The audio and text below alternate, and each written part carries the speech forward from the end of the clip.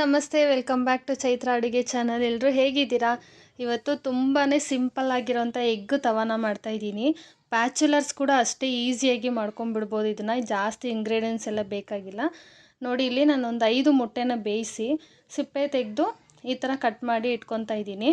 ಇದರಲ್ಲಿ ಯೆಲ್ಲೋ ಕಲರ್ನ ಸಪ್ರೇಟ್ ಮಾಡ್ಕೋಬೇಕು ಮತ್ತು ಮೊಟ್ಟೆ ವೈಟ್ ಕಲರ್ನ ಪೀಸ್ ಮಾಡ್ಕೋಬೇಕು.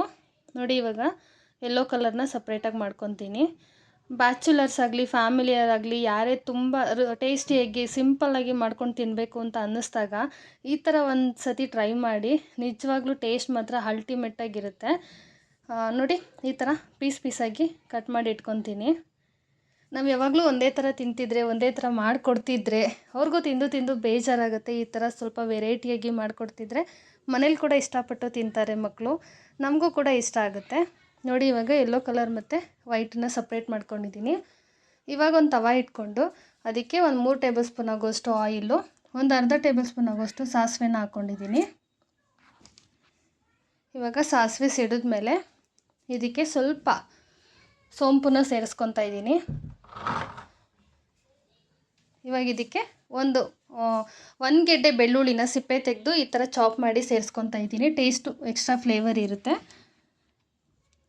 ಇವಾಗ ನಿಮಗೆ ಖಾರಕ್ಕೆ ತಕ್ಕಂತೆ ಹಸಿರು ಮೆಣಸಿನ್ಕಾಯಿ ಕೂಡ ಸೇರಿಸ್ಕೋಬೇಕು. ಒಂದು 3 ಇಂದ 4 ಹಸಿರು ಮೆಣಸಿನ್ಕಾಯಿನೂ ಕೂಡ ಈ ಥರ ಕಟ್ ಮಾಡಿ ಸೇರಿಸ್ಕೊತಾ ಇದ್ದೀನಿ. ಸ್ವಲ್ಪ ಕರಿಬೇವಿನ ಸೊಪ್ಪು, ಸ್ವಲ್ಪ ಲೋ ಫ್ಲೇಮಲ್ಲಿ ಇಟ್ಕೊಂಡೆ ಇದನ್ನೆಲ್ಲ ಫ್ರೈ ಮಾಡ್ಕೊಳ್ಳಿ. ಹೈ ಫ್ಲೇಮಲ್ಲಿ ಇಟ್ಕೊಂಡ್ರೆ ಸೀದೋಗೋ ಚಾನ್ಸಸ್ ಇರುತ್ತೆ. ಇವಾಗ ಇದಕ್ಕೆ ಕಟ್ ಮಾಡಿ ಇಟ್ಕೊಂಡಿರೋಂಥ ಒಂದು ಈರುಳ್ಳಿನ ಸೇರಿಸ್ಕೊತಾ ಇದ್ದೀನಿ. ನಿಮಗೆ ಗ್ರೇವಿ ಎಷ್ಟು ಬೇಕಾಗುತ್ತೆ ನೋಡಿಕೊಂಡು ತಿಕ್ನೆಸ್ಸಾಗಿ ಈರುಳ್ಳಿನ ಸೇರಿಸ್ಕೊಳ್ಳಿ. ನೋಡಿ, ಈರುಳ್ಳಿನ ಸೇರಿಸ್ಕೊಂಡು ಈ ಥರ ಫ್ರೈ ಮಾಡ್ಕೋಬೇಕು. ಸ್ವಲ್ಪ ಹೈ ಫ್ಲೇಮಲ್ಲಿ ಇಟ್ಕೊಂಡು ಫ್ರೈ ಮಾಡ್ಕೊಳ್ಳಿ. ಇವಾಗ ಈರುಳ್ಳಿ ಸ್ವಲ್ಪ ಬೇಯಬೇಕು. ನಿಜವಾಗ್ಲೂ ನಾಲ್ಗೆಗೆ ತುಂಬ ರುಚಿ ಕೊಡುತ್ತೆ. ಅನ್ನಕ್ಕೆ, ಮುದ್ದೆಗೆ, ದೋಸೆಗೆ, ಚಪಾತಿಗೆ ಎಲ್ಲದಕ್ಕೂ ಕಾಂಬಿನೇಷನ್ ಆಗಿರುತ್ತೆ. ಇವಾಗ ಇದಕ್ಕೆ 1 ಟೇಬಲ್ ಸ್ಪೂನ್ ಆಗೋಷ್ಟು ಮನೆಯಲ್ಲೇ ಮಾಡಿದಂಥ ಶುಂಠಿ ಬೆಳ್ಳುಳ್ಳಿ ಪೇಸ್ಟನ್ನ ಹಾಕ್ಕೊತಾ ಇದ್ದೀನಿ.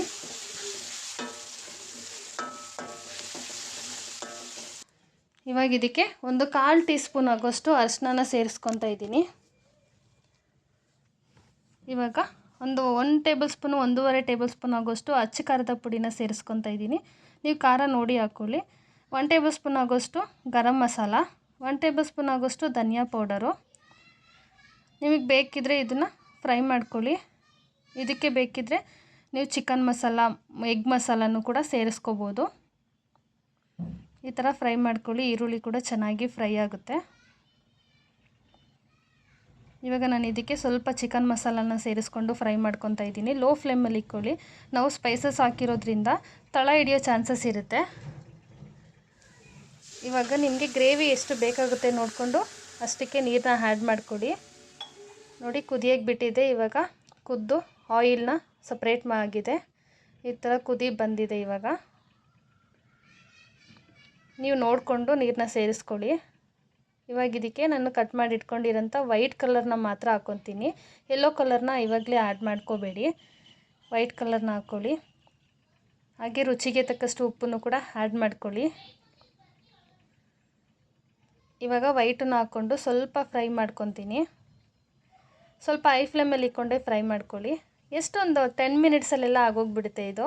ಇಲ್ಲಿ ಲಾಸ್ಟಲ್ಲಿ ಸ್ವಲ್ಪ ಕಸ್ತೂರಿ ಮೇಥಿನ ಸೇರಿಸ್ಕೊಂಡ್ರೆ ಎಕ್ಸ್ಟ್ರಾ ಫ್ಲೇವರ್ ಕೂಡ ತುಂಬ ಚೆನ್ನಾಗಿರುತ್ತೆ. ನೋಡಿ, ಕಸ್ತೂರಿ ಮೇಥಿನ ಸೇರಿಸ್ಕೊಂಡು ಈ ಥರ ಒಂದು ಕುದಿನ ಸೇರಿಸ್ಕೊಳ್ಳಿ. ಸ್ವಲ್ಪ ಮುಚ್ಚಳ ಮುಚ್ಚಿ ಒಂದು 2 ಮಿನಿಟ್ಸ್ ಇದನ್ನು ಬೇಯಿಸ್ಕೊಂಡ್ರೆ ಸಾಕು. ಇವಾಗ ಇದಕ್ಕೆ ನಾನು ಯೆಲ್ಲೋ ಕಲರ್ನ ಹಾಕ್ಕೊತೀನಿ.